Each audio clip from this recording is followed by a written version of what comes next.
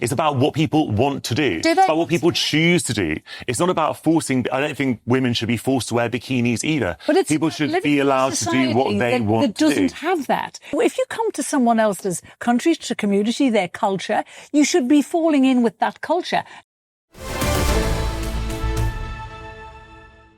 Welcome back to Britain's Newsroom, Andrew. But stop fiddling with your biscuits, Andrew. Did you see him rustling his digestives? They're boring biscuits as well. Hey, don't you criticise M&S digestives? Yeah, we like M&S. We've got to support M&S after that terrible cyber attack. Well, yes, we should. You're right. Yes. Yeah, we should. With a biscuit. I like M&S. Right, listen, Carol, this reform Burka ban story is going to be a massive, I predict. This is going to follow around Sarah Poching, new female MP, first female MP for reform.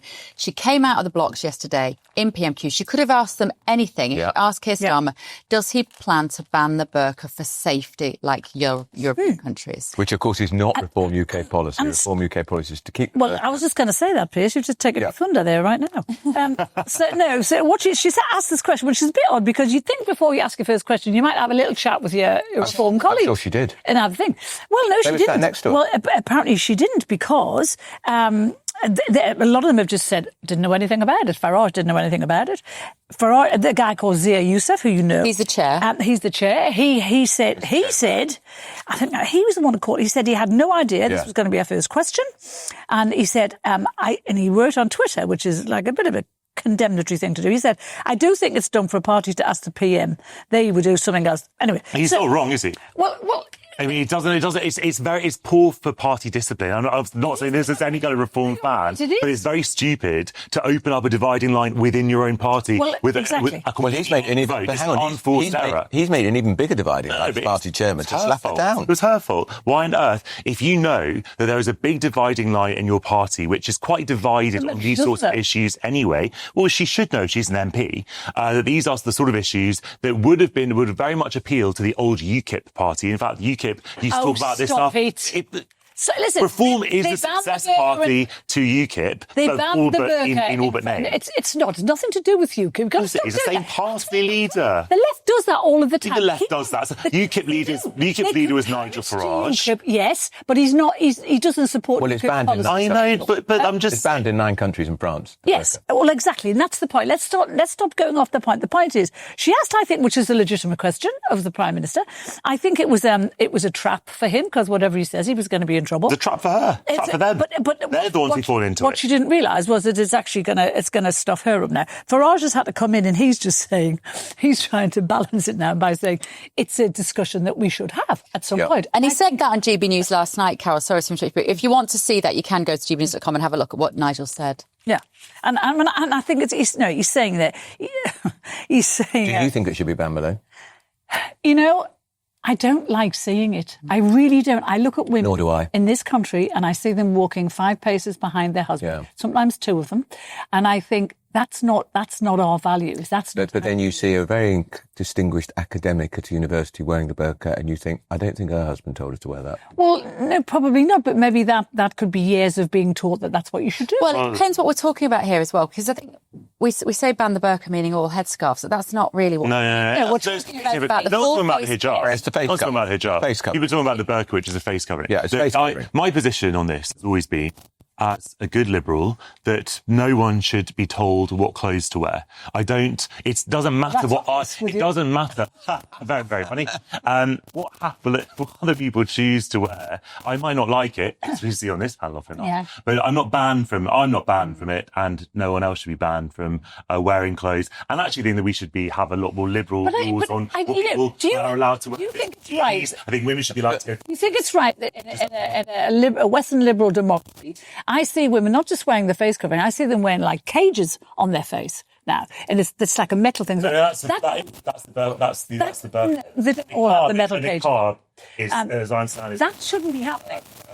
We've got a problem with your mic, Jonathan, at the moment, so that's probably a relief to quite a lot of listeners. But don't you think when Starmer talked about strangers and people that feel like strangers in a foreign land, part of that is the massive expansion of the burqa? Yeah, well, I think I would say all head coverings are a barrier to conversation. Yes. I really do. If I'm sat on the bus next to somebody who doesn't have a face covering or a hair covering, the chances are we will chat. Yeah. And if they are covering their face and they're not looking, it breaks down that communication. But that's a shame. Some people would say, some opponents of Islam in terms of women would say that is the point, that women aren't allowed to mix with people outside, to talk to people outside. So the barrier is there for a reason. And you know, the Quran doesn't say that you have to wear your face covered. And I think, and also what's interesting, if we look at countries around the world where the veil is forced on women, like Iran. Yes. You've got women at one side of the world. Hang on, but the veil is never forced on anyone. Oh, come on. Tell us an Iranian woman beaten up for not covering her head in public. Sorry. It depends on what we're talking about. The hijab is forced on women, not a face covering, though. Well, listen, that is... No woman is forced to cover her face in Iran. No woman is forced to cover her face. She's forced to cover her hair. She shouldn't be forced to cover her hair. The word force is the problem. But the irony, though, that all of the liberal lefties sort of here in this country are all arguing, we should allow women to wear this, whereas women who have this forced upon them on the other side of the world are going, hang on, we're fighting to not. That's the whole point. You've just hit the nail on the head. It's not about. It's about what people want to do. It's about what people choose to do.